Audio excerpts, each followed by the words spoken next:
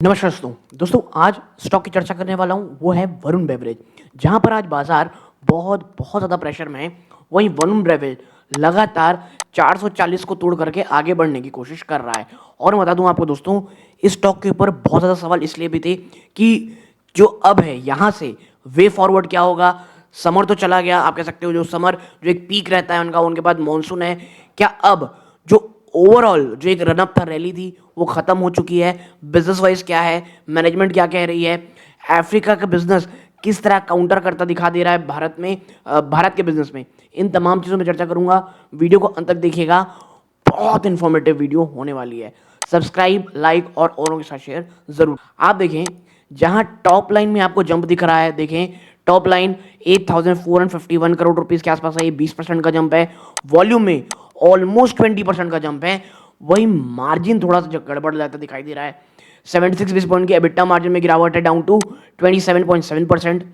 तो सवाल यही है, जब रिकॉर्ड ब्रेकिंग सेल हुई है और इसके साथ 466 मिलियन केसेस सेल किए गए हैं, तो मार्जिन में इतनी ज्यादा गिरावट क्यों हो रही है? आइए चर्चा, क्या कैंपा को लगा यह असर है? देखो क्यों हुआ है मार्जिन में ड्रॉप। देखो जो 11.8 मिलियन केसेस ऐड किए गए हैं वो साउथ अफ्रीका के ट्वीजा एक्विजिशन से किए गए हैं। ठीक है, ऑर्गेनिक नहीं है, साउथ अफ्रीका बिजनेस अडॉप्ट किया है, उसके कारण देखने को मिल रहे हैं। और वहां पे उसका करंट ऑपरेटिंग मार्जिन काफी कम है अगर आप पेप्सी के ओवरऑल कोर पोर्टफोलियो से देखोगे। फिर एक 33.6% का जंप आया है कि किस चीज में, डेप्रिसिएशन में, क्योंकि एक बहुत ज्यादा पैसा लगाया गया था एक ग्रीनफील्ड ओवरऑल फैसिलिटी बनाने में, चाहे वो प्रयागराज हो, बक्सर हो, दमतल हो और मेघालय हो। तो इनमें जब आप बहुत बड़ा फैक्ट्री बना लेते हो ग्रीनफील्ड, वहां पे डेप्रिसिएशन आना शुरू हो जाता है, जिस कारण 27.7% पे आपका मार्जिन आया है। यानी जो गिरावट है वो मार्जिन में, वो कुछ एक्विजिशंस और कुछ फैसिलिटीज के कारण है। तो despite 76 base point margin drag, PAT में अभी भी 15% ज्यादा का जंप आया है, 1525 करोड़ रुपीस के आसपास का। नाउ अब आते की चीज में, the El Nino effect on domestic volume.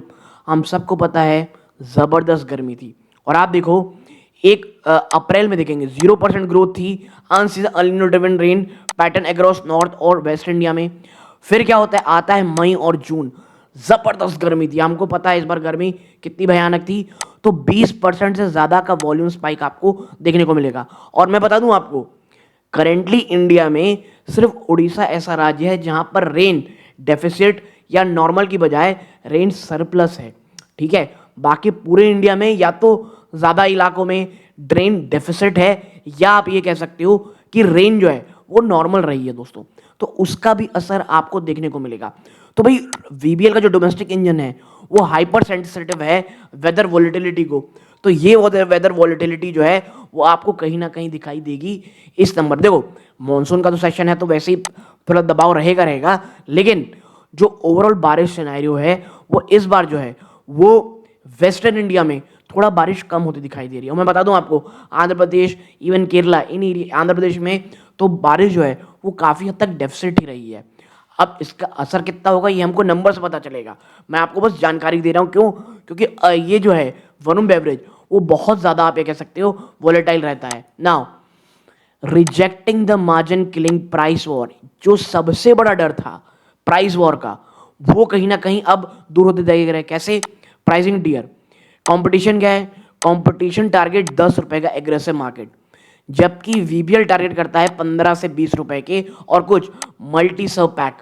Margin impact, ये डाइल्यूट हो जाते हैं और अनप्रॉफिटेबल हो जाते हैं कई बार, लेकिन ये यहां पर आप देखोगे कि ये प्रोटेक्टिव है।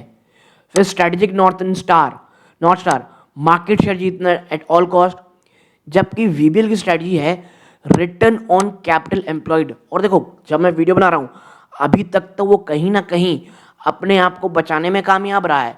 और जो चेयरमैन साहब हैं रवि जयपुरिया जी, वो तो साफ कहते हैं हम कहीं से भी एग्रेसिवली मैच नहीं कर रहे हैं ये 10 रुपए के प्राइस पॉइंट को, क्योंकि ये नॉन वाइबल है।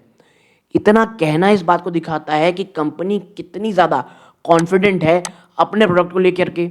नाउ अब आप देखोगे पोर्टफोलियो एजिलिटी और पोस्ट शुगर शिफ्ट, हम सबको पता है लोग कितने ज्यादा, मैं ये कहूंगा आप कह सकते हैं कॉशियस हो गए हैं हेल्थ को लेकर के। तो जो नॉन शुगरी ड्रिंक्स हैं वो बहुत इंपॉर्टेंट है। और कंपनी ने किस तरह अपने आप को शिफ्ट किया है, द स्टिंग ट्रांजेक्शन। देखो एफएसएसआई के कंप्लेंट्स ने फोर्स कर दिया है कंपनी को कि भाई साहब आपका जो स्टिंग है, जो इनका one of the best product है, उससे एनर्जी लेवल हटा दो। तो वॉल्यूम में कहीं ना कहीं टेम्परेरी गिरावट आया था, बट वो बाउंस बैक किया इंस्टेंटली क्योंकि उन्होंने रीपैक कर दिया प्रोडक्ट को। 73% लो शुगर या नॉन शुगर वेरिएंट अब डोमिनेट करता है पूरी की पूरी कंपनी में, और 73% ऑफ इनका टोटल कंज्यूम्ड वॉल्यूम अब नॉन शुगरी होता है। नए हॉराइजन्स क्या है, देखो कंपनी ने स्ट्रेटेजिक अलायंस किया विद एशी ग्रुप टू लॉन्च कैल्पिस। देखो ये मैं वर्ड शायद गलत बोल रहा हूं, ऐसा क्यों लॉन्च किया गया है, ये एक हाई मार्जिन कैटेगरी है भारत में। तो देखो वरुण बेवरेज इस बात को लेकर के भी तैयार है कि जो कस्टमर की जो रिक्वायरमेंट है वो किस तरह बड़ी मात्रा में चेंज हो रही है। फिर है 2049 पेप्सिको मेगा डील। जो झटका ज्योति लैब्स को, मैंने ज्योति लैब्स के ऊपर पूरा वीडियो बनाया है एनालिसिस का, कैसे प्रिल ने उनके साथ जो अपना कॉन्ट्रैक्ट था, हैंकेल जो उनका प्रोडक्ट का पैरेट कंपनी है, उनसे छीन लिया गया है, वो पेप्सिको के साथ 2049 तक तो नहीं होने वाला, क्योंकि एक मेगा डील हुई है इनके साथ, एक्सक्लूसिव बॉटलिंग एग्रीमेंट किया गया है अप्रैल 2049 तक।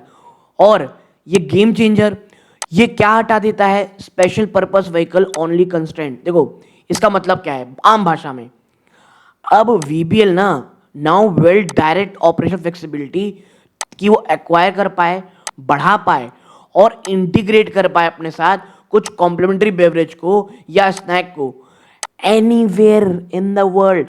ठीक है, तो 2049 तक पूरा हाईवे है, गजब की मैनेजमेंट है, बहुत अच्छी मैनेजमेंट है जो आगे काफी हद तक अपना प्रोजेक्ट कर सकती है 2049 तक। ठीक है, और मैं मानूंगा ये बहुत ही शानदार चीज है। Now geographic D risking via African ecosystem. जैसे मैंने कहा था भारत में कुछ होता है वेदर तो यहाँ गर्मी हो जाती है। देखो साउथ अफ्रीका में कंपनी ने स्केल करके 11.8 मिलियन ले गया है केस को, ट्विजा का एक्विजिशन उन्होंने किया है। फिर जिम्बाब्वे में ये 100 करोड़ रुपए का एक स्नैक प्लांट स्टैब्लिश कर रहे हैं।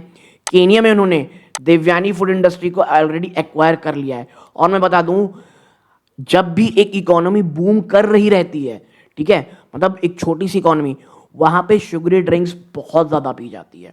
ठीक है, बहुत मतलब बहुत ज्यादा, आप कहीं भी जाके देख लिए एनर्जी ड्रिंक, शुगरी ड्रिंक, वहां पे बहुत एक स्टेटमेंट की तरह हो जाती है। तो अफ्रीका मुझे लगता है एक बहुत ही बड़ा आप कह सकते हैं है बिजनेस होने वाला है, जो एक समय भारत में था। भारत अब नॉन शुगर की ओर आप कह सकते हैं शिफ्ट होता हुआ दिखाई दे रहा है। नाउ इवेल्युएटिंग द मोट और रेजर्स एज क्या है वो, एग्जीक्यूशन मशीन। देखो वैभव आप कह सकते हैं वरुण बेवरेज, ये पूरी तरह से एक बहुत बड़ी एग्जीक्यूशन मशीन है। ऐड किया गया है 1,20,000 विस्क कूलर एनुअली। ये डीप कोल्ड चेन है दोस्तों, टेक है, फॉर्मेडेबल बैकवर्ड इंटीग्रेशन पैकेजिंग चल रही है। आरओसी में तो देखो जिस प्रकार का इसका डिसिप्लिन है, साफ साफ मना कर दिया है भैया 10 रुपए में जाना ही नहीं है, अनसस्टेनेबल है, हमको देखना है return capital employed. But problem क्या है, वैल्यूएशन 50 से 60 की पी। देखो पी में कई बार लोग बोलते हैं पहले आप पढ़ाई कर लो, ये देख लो। देखो पी ना हर जगह बहुत अलग अलग है, कहीं आपको ये 40s के पी मिलेगा, कहीं 50s के पी में, कोई 60s के पी बना रहा है, अलग अलग स्ट्रेटजीज हैं। मेरा ये मानना है ऑन कॉन्ट्ररी, मुझे ये लगता है अभी भी थोड़ा सा एलिवेटेड साइड में है और ये रियलिटी है। ठीक है, अभी भी महंगा है, ये रियलिटी है कंपनी की। फिर मर्जर और एक्विजिशन इंटीग्रेशन का जो खर्चा है, प्लस जो करेंसी फ्लक्चुएशन है इमर्जिंग मार्केट की, स्पेशली जो अफ्रीकन मार्केट है, वो एक प्रॉब्लमेटिक चीज़ है इनके लिए। फिर इनपुट आप कह सकते हैं input inflation, pet resin, freight expose to West Asian geopolitics. देखो हो क्या रहा है, वरुण बेवरेज अपने बहुत सारे प्रोडक्ट कहाँ नहीं भेज पाएंगे, वेस्ट एशिया में जो इश्यूज चल रहे हैं, जो लगातार बढ़ते ही चले जा रहे हैं। अब तो डोनाल्ड ट्रंप का भी हम बॉम्ब कर देंगे ओमान को, तो ये तमाम चीज़ें मिल करके बहुत परेशानी कर रही हैं कंपनी के लिए। ठीक है ना, अब हम आगे बढ़ते हैं कि भाई एज अ रिटेल इन्वेस्टर का पाथ क्या होना चाहिए। तो देखो पाथ सिंपल है, पहला स्टैगर्ड एसआईपी एक्यूमुलेशन। मैं हमेशा कहता हूँ वरुण बेवरेज को, जब इनका डाउन साइकिल हो आराम से एक्यूमुलेट करो, धीरे धीरे एक्यूमुलेट करो, ताकि जब पीक समर सीजन आए तो एक आपको जंप मिले। डेंजर, अगर आप एग्रेसिव लमसम करोगे पीक क्वार्टर में तो पोर्टफोलियो को एक्सपोज कर देगा। यानी कि ये एक साइक्लिकल स्टॉक है, ये आपको दिमाग में ज़रूर रखना पड़ेगा। जब ओवरऑल डाउन साइकिल चल रहा हो आराम से एक्यूमुलेट करो बिना एग्रेसिव किए, और जब इसका अप साइकिल आए तब प्रॉफिट बुक करो, क्योंकि ये जो temporary weather driven market dip है ये एक्यूमुलेशन जोन के लिए है, और जो वीबीएल की अंडरलाइंग मशीनरी है वो लॉन्ग टर्म स्ट्रक्चरल कंपाउंडर आपके लिए बना के ज़रूर ला रही है दोस्तों। ठीक है, तो ये यहाँ तक जुड़े रहे, बहुत बहुत धन्यवाद। ये इस वीडियो का अंत है। जय हिंद दोस्तों।